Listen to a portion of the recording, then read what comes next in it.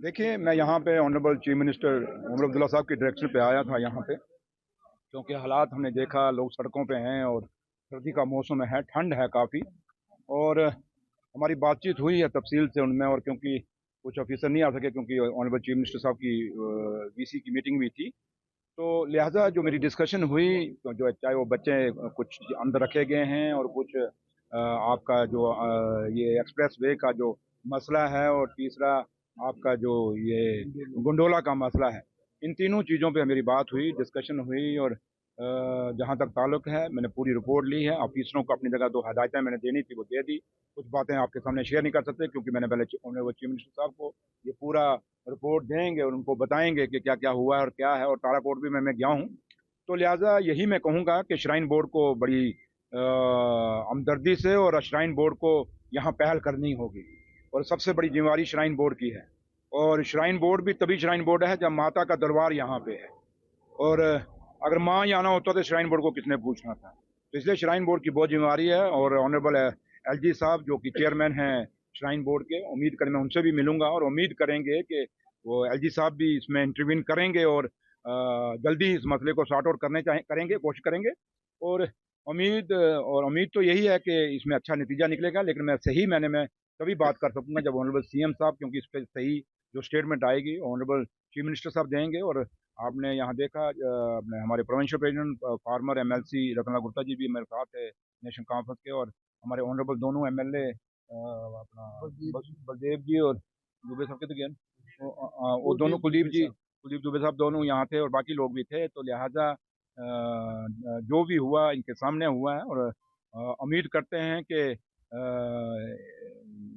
कोशिश जो मुझे कुछ चीज़ें मैं कहना चाहता, क्योंकि कुछ चीज़ें मैं कह जाऊंगा फिर वो गलत हो जाती हैं। देखो, उम्मीद यही करते हैं कि ये तीनों मसलों पे जल्दी एक्शन होगा और कटरा फिर अपने दूसरे उसी रास्ते पे चलेगा। जैसे कटरा माता के दरबार का जो चरणों में बसता एक नगरी है, वो शांत रही और हमेशा लोगों के श्रद्धालुओं की यहाँ उन्होंने सेवा की, और आज भी कर रहे हैं, उन्होंने लंगर लगाए। तो मैं आज श्रद्धालु उनकी कटरा के लोगों से यही अपील करूंगा कि कानून को अपने हाथ में नहीं लेना। कानून जितना एक मुंह चुप भी आपका, जब ज्यादा ना बोलो, अगर चुप हो तब भी अगला जो होता है वो खबरदार हो जाता है, और चुप्पी में ज्यादा असर होगा। हथियार उठाने से या सड़कों में पथराव करने से कुछ नहीं होगा। मैं उम्मीद करता हूँ कि कटरा के लोग समझदार हैं और सही कट्टर हिंदुस्तानी हैं और देशभक्त लोग हैं, और देश में मजबूत करना है। और देश तभी मजबूत रहेगा जब हम सारे इकट्ठे मिलते रहेंगे। और यहाँ मैंने देखा कि आल बरादरी से, वही कहते हैं कि सारी कौमों से, सारी बजों जो रवायत है जम्मू कश्मीर की, शेर और बकरी ने इकट्ठा पानी पिया, वो मुझे कटरा में दिखा है कि सारी कौमें वहाँ बैठे हुए, और इसमें सारों के हैं, और जायज जो डिमांड्स उनकी बहुत जायज़ हैं। तो लिहाजा मैं अब वापस जाऊँगा उसके बाद ऑनरेबल सीएम साहब, क्योंकि शायद आप में से कोई वहाँ हो ना हो, लेकिन आपके कुछ ना कुछ भाई बंधु वहाँ भी होंगे, उनको उनके थ्रू आपको सारी जानकारी आ जाएगी। तो लिहाजा माता भी कृपा करे, जिनको बुद्धि नहीं उनको बुद्धि दे दे, और कटरा वालों लोगों के साथ इंसाफ हो जाए। क्योंकि मैं बुद्धि उनके लिए कह रहा हूँ जो सोचते हैं कि ये यहाँ सिर्फ पैसा ही कमाया जाता है। पैसा नहीं है माता के दरबार में, यहाँ श्रद्धा है, यहाँ माँ की तपस्या है, और माँ का एक रूट है। माँ जिस रास्ते से आई है, लोग उन रास्तों पे अपना शीश नवा के जाना चाहते हैं। तो लिहाजा हमारा वो जो रूट है, माँ के चरण जहाँ जहाँ से पड़े हैं, क्योंकि हम हिंदू बरादरी से हैं, और हमारे लिए माँ की बड़ी अहमियत है। और मुस्लिम भी आते हैं, सिख भी आते हैं, हर कौम यहाँ माता के दरबार में आती है। तो लिहाजा ये सबके लिए बहुत बड़ा दरबार है। लिहाजा उम्मीद करते हैं कि जल्दी ही इसमें श्राइन बोर्ड ये ना सोचे कि जो वो चाहेगी वही होगा, वही होगा जो लोग यहाँ के चाहेंगे, और ये लोगों की आवाज़ है और लोगों की आवाज़ सुननी होगी। Thank you. तो सर, आज छठा दिन है, कटरा में हड़ताल चल रही है, लोग काफ़ी यहाँ परेशान हैं और सरकार ने इनकी सुध ली है। आज अब खुद लोगों से हमने बातचीत की है। देखिए, जम्मू कश्मीर एक यूटी है, और यूटी के चीफ मिनिस्टर उमर अब्दुल्ला साहब ने मुझे डायरेक्शन दी। उन्होंने कहा आप जाइए, लोगों को सुनिए, और लोगों को क्या लोग क्या चाहते हैं। तो यहीं से आप समझ सकते हैं कि उमर अब्दुल्ला साहब जो हमारे चीफ मिनिस्टर हैं, वो कितने सिंसियर हैं। जो ये रोज के लोग ठंड में, हमारे बच्चे, बेटियां, लोग यहाँ बुजुर्ग बैठे हुए हैं, उसके लिए कितने वो फिक्रमंद हैं। तो लिहाजा उन्होंने मुझे यहाँ भेजा, और जो इलेक्टेड सरकार है वो चाहती है कि वही जाती है जो कटरा के लोग चाहते हैं। लेकिन जहां तक नॉमिनेटेड सरकार है, वो क्या चाहती है उनसे बात करके लगाएगा। लेकिन मैं एक ही चीज कहूंगा कि श्राइन बोर्ड को यहाँ इंटरवीन करना होगा, ऑनरेबल एलजी साहब को इंटरवीन करना होगा। जो ऑफिसरान उनके यहाँ पे हैं, उनको हिदायतें देनी होंगी और कटरा के लोगों के साथ बात करनी होगी। और जो कटरा के लोग चाहते हैं, और डिमांडें मैंने देखा कोई ज़्यादा बड़ी डिमांडें नहीं है, बड़ी सिंपल सी हैं कि नाम है दिल्ली टू कटरा, तो कटरा लैंड करें ना आप, ताराकोट तो कोई नाम नहीं है, ये बात बड़ी जेन्युइन है। तो लिहाजा जहाँ गंडोले का ताल्लुक है, लोग ये नहीं कहते गंडोला ना लगे, लोग चाहते हैं गंडोला लगे, but gondola at the cost of business ना लगे, लोगों के रोजगार पर ना लगे। 40,000 लोगों का रोजगार उजाड़ के आप कहेंगे कि हमने डेवलपमेंट की, वो डेवलपमेंट नहीं होती है। लोगों की डिमांडें मैंने कहा ना बहुत जायज़ है। हाँ, ये कौन से मसले का हल नहीं है, हर मसले का हल है, सिर्फ आपको बातचीत करनी पड़ेगी। हमसे ना करें, किसी और से ना करें। जो कटरा के लोग हैं, जो यहाँ के रहने वाले बाशिंदे हैं, जो यहाँ के जो लोग सड़कों पे हैं, जिनका बिजनेस खत्म हो रहा है, जिनका रोजगार खत्म हो रहा है, उन लोगों की बात सुने, और उन लोगों की बात सुन के श्राइन बोर्ड फैसला करे, ना कि ऐसे करे।